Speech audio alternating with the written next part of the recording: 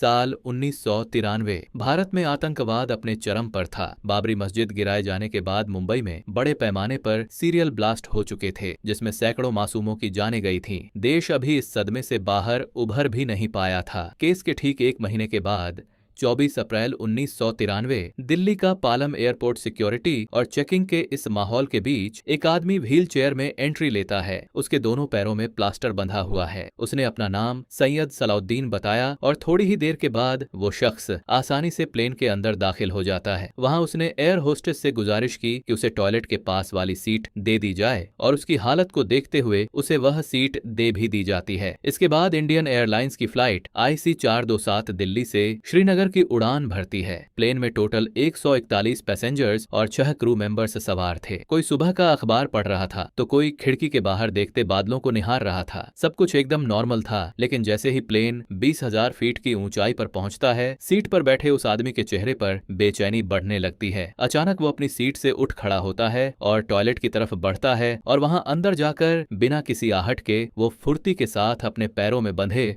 Plaster को खोलता है और उसके अंदर से एक 9 मिलीमीटर पिस्टल और एक हैंड ग्रेनेड निकाल लेता है। टॉयलेट से बाहर आते ही उसने हवा में हथियार लहराए और सबको बताया कि वो हिजबुल मुजाहिदीन का आतंकी है। इस एक ऐलान से वो शांत कैबिन में दहशत की लहर दौड़ गई। लोगों की सांसें अटक गईं। बिना एक भी पल गवाए वह आतंकी सीधा कॉकपिट की तरफ बढ़ता है। उस दौर में कॉकपिट के दरवाजे पर आज की तरह कोई स्ट्रिक्ट सिक्योरिटी नहीं हुआ करती थी। कोई भी आसानी से अंदर जा सकता था। अंदर बैठे कैप्टन और को पायलट इस पूरी हलचल से अनजान थे, लेकिन जैसे ही कॉकपिट का दरवाजा खुलता है और वह पीछे मुड़कर देखते हैं, एक हथियारबंद शख्स को अपने सामने देखकर वह पूरी तरह सुन रह जाते हैं। अगले ही पल उस आतंकी ने आगे बढ़कर सीधा कैप्टन के सर पर अपनी 9 mm पिस्टल तान दी और चिल्लाती हुई यह आर्डर दिया कि मुझे काबुल ले चलो, वरना सबको यहीं उड़ा दूंगा। लेकिन इस घबराहट के बीच भी कैप्टन ने ठंडे दिमाग से काम लिया। उन्होंने आतंकी को समझाया कि एक डोमेस्टिक फ्लाइट है, इसमें इतना फ्यूल नहीं है कि वह काबुल तक जा सके। अगर उन्होंने जबरदस्ती आगे बढ़ने की कोशिश की तो प्लेन रास्ते में ही फ्यूल खत्म होने की वजह से क्रैश हो जाएगा। आतंकी की निगाहें सीधा फ्यूल मीटर पर टिक गईं। उसने थोड़ी देर सोचा और फिर आर्डर दिया कि प्लेन को सीधा लाहौर ले चलो। इसके बाद फ्लाइट लाहौर की एयर स्पेस में दाखिल हुई। कैप्टन ने लाहौर ATC से कांटेक्ट किया और बताया कि प्लेन हाईजैक हो चुका है और उन्हें इमरजेंसी लैंडिंग की परमिशन चाहिए, लेकिन लाहौर ATC ने परमिशन देने से साफ इनकार कर दिया और रनवे के बीच में गाड़ियां खड़ी कर दी ताकि प्लेन वहां पर लैंड ना कर पाए। इधर हवा में प्लेन का फ्यूल तेजी से खत्म हो रहा था। कैप्टन ने आतंकी को समझाया कि अब उनके पास किसी और देश में भटकने का वक्त नहीं बचा है। अगर सबको जिंदा रखना है तो प्लेन को किसी नजदीकी एयरपोर्ट पर ही उतारना होगा। आतंकी इस खतरे को समझ चुका था। उसने मजबूरन प्लेन को वापस मोड़ने की इजाजत दे दी। इसके बाद बिना एक भी सेकंड गवाए प्लेन को तुरंत भारत की तरफ मोड़ दिया गया। इधर अमृतसर एयरपोर्ट पर भारी अफरा तफरी का माहौल बन जाता है। किसी को समझ नहीं आता कि क्या करें। दरअसल 1993 का साल इंडियन एविएशन सिक्योरिटी के लिए किसी बुरे सपने से कम नहीं था। सिर्फ जनवरी से अप्रैल के इन 4 महीनों के भीतर देश में यह चौथा प्लेन हाईजैक था। इसकी खबर मिलते ही अगले कुछ ही मिनटों के अंदर दिल्ली में CMG यानी क्राइसिस मैनेजमेंट ग्रुप को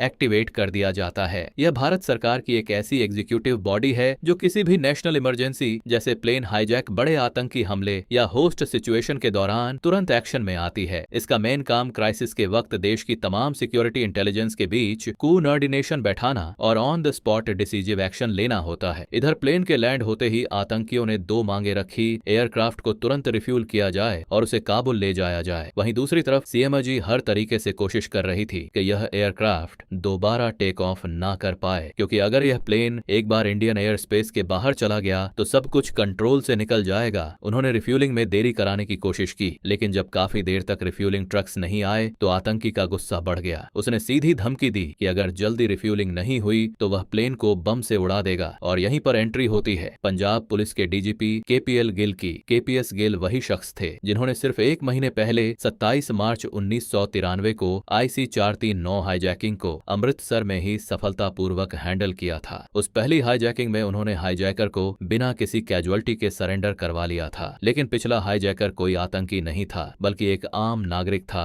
जो सिस्टम के खिलाफ अपना विरोध जता रहा था। लेकिन यहाँ पर हालात बिल्कुल अलग थे। ये आतंकी साफ साफ प्लेन को उड़ाने की धमकियां दे रहा था। इसके बाद करीब शाम के 6 बजे केपीएस गिल अमृतसर एयरपोर्ट पहुंचे और इस पूरे नेगोशिएशन की कमान अपने हाथ में ली। उन्होंने सबसे पहले आतंकी से उसकी डिमांड पूछी, लेकिन आतंकी ने यह साफ कह दिया कि मुझे और कोई बात नहीं करनी, प्लेन में तुरंत ही धन भरो, अब जो भी बात होगी वह सीधा लाहौर जाकर ही होगी। इसके बाद केपीएस गिल ने एक चाल चली। उन्होंने आतंकी से कहा कि प्लेन में बच्चे और आम लोग हैं और गर्मी बहुत ज्यादा है, इसीलिए उन्हें कम से कम खाना और पानी भेजने की तो इजाजत दे दो। लेकिन उस आतंकी का जवाब बेहद खौफनाक था। उसने कहा कि कश्मीर में तो हजारों बच्चे मर रहे हैं, उसकी परवाह नहीं है, तुम्हें इधर अगर 10 से 15 मर भी जाएंगे तो कुछ नहीं होगा। लेकिन केपीएस गिल का असली मकसद आतंकियों की डिमांड मानना था ही नहीं, बल्कि उसे ऐसी ही बातों में उलझाकर साइकोलॉजिकल तौर पर थकाना और वक्त निकलवाना था। इधर दिल्ली से खबर मिलते ही एनएसजी के 52 स्पेशल ग्रुप के कमांडोज मानेसर बेस से पालमपुर एयरपोर्ट पहुंचते हैं। लेकिन यहाँ एक बड़ी प्रॉब्लम थी, आतंकी ने प्लेन को रनवे के बीचों बीच पार्क करवा दिया था, इसीलिए एनएसजी का विमान डायरेक्ट वहां लैंड नहीं कर सकता था। मजबूरन टीम को पहले आदमपुर एयरबेस पर उतरना पड़ा और वहां से हेलीकॉप्टर के जरिए अमृतसर लाया गया। यह देश की सबसे अलर्ट टेकल यूनिट है, जिसे एंटी हाईजैकिंग और होस्टेज रेस्क्यू में महारत हासिल है, और इस पूरे मिशन को लीड कर रहे थे ब्रिगेडियर बी.डी. मिश्रा।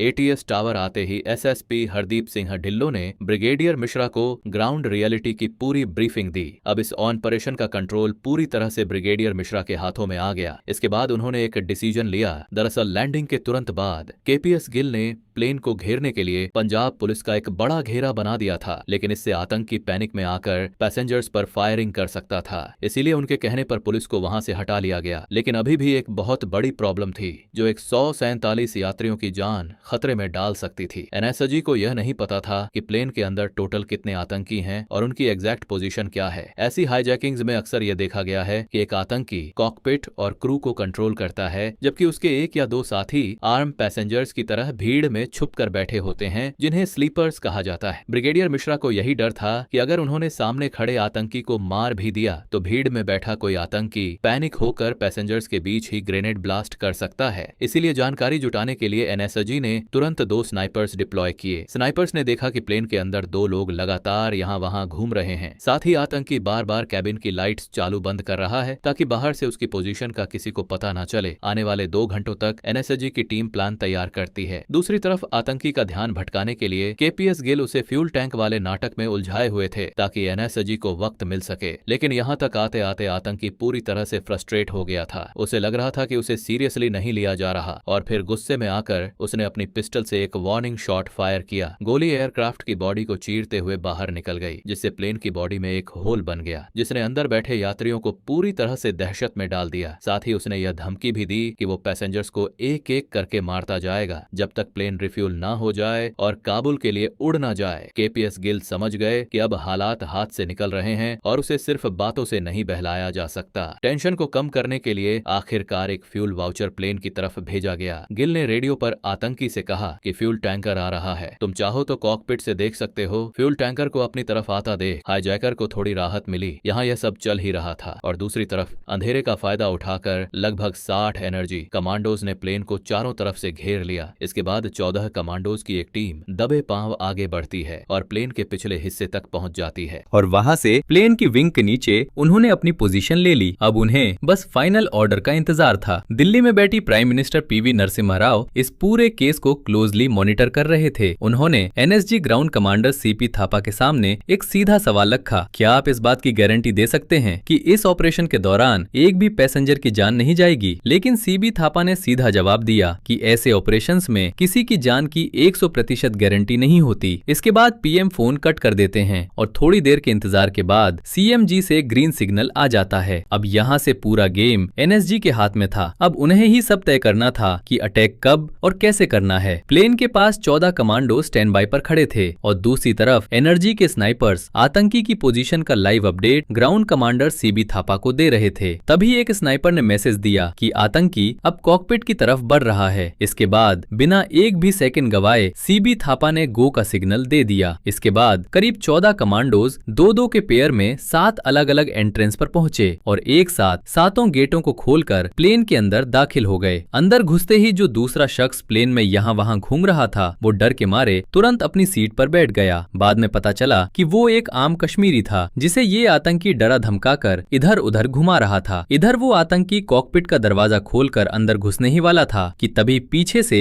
एक कमांडो ने दबे पांव आकर उसकी गर्दन दबोच ली और उसे झटके से पीछे घुमा दिया। इसके तुरंत बाद एक दूसरे कमांडो ने प्रिसाइज शॉट फायर किया, जिससे वो आतंकी वही ढेर हो गया। ये सब इतनी तेजी के साथ हुआ कि उसे अपने हाथ में पकड़े ग्रेनेड की पिन खींचने का भी वक्त नहीं मिला। लेकिन मिशन अभी खत्म नहीं हुआ था। एनएसजी को अभी भी भीड़ में छुपे उस स्लीपर का डर था, इसीलिए अगले कुछ मिनटों तक पूरे प्लेन की एक एक सीट को चेक किया गया और जब पूरा प्लेन कम्प्लीटली क्लियर हो गया तब इस ऑपरेशन को सक्सेसफुल डिक्लेयर किया गया। इसके बाद सभी 141 पैसेंजर्स और क्रू को बिना किसी खरोच के सेफली बाहर निकाल लिया गया। इसके बाद जब prime minister PV Narasimha Rao को ये रिपोर्ट मिली कि आतंकी को मारने में सिर्फ 3 मिनट लगे हैं तो उन्हें यकीन नहीं हुआ। उन्हें लगा कि ये ऑपरेशन उनकी मंजूरी के पहले ही हो गया होगा। उनके इस डाउट को दूर करने के लिए उन्हें मानेसर में मौजूद एनएसजी के हेडक्वार्टर में इनवाइट किया गया, जहां एक बोइंग 737 का एक एग्जैक्ट मॉकअप बनाया गया था। इसके बाद पीवी नरसिम्हा राव और सीबी थापा उस मॉकअप प्लेन की पैसेंजर सीट पर बैठे। तभी सीबी थापा ने उनसे कहा कि सर, आप खिड़की के बाहर देखिए, अगर आपको मेरा एक भी कमांडो दिख गया तो समझिए कि ये मिशन फेल हो गया। इसके बाद थापा ने फाइनल गो ऑर्डर दिया। आदेश मिलते ही कुछ ही सेकंड के अंदर कमांडोज प्लेन में दाखिल हुए और सेकंड्स के भीतर प्रॉक्सी टारगेट को न्यूट्रलाइज कर दिया। जब पीएम राव ने अपनी आंखों से देखा कि ऑर्डर मिलने से लेकर टारगेट के गिरने तक सच में सिर्फ 12 सेकंड लगे हैं तो वो पूरी तरह से हैरान रह गए। उन्होंने एनएसजी की इस बेहतरीन स्पीड और प्रेसिजन की जमकर प्रशंसा की। लेकिन दुर्भाग्य की बात है कि ये चीज हमें 1999 के IC 814 हाईजैक में देखने को नहीं मिली। अमृतसर का वही राजस्थान सी एयरपोर्ट था, देश की वही LT NSG थी, लेकिन सिर्फ 6 साल के अंदर हमारा सिस्टम अपने ही लाइसेंस को भूल चुका था और इसका नतीजा ये हुआ कि प्लेन अमृतसर से उड़ गया और देश को इसकी कीमत ऐसे 3 खूंखार आतंकियों को आजाद करके चुकानी पड़ी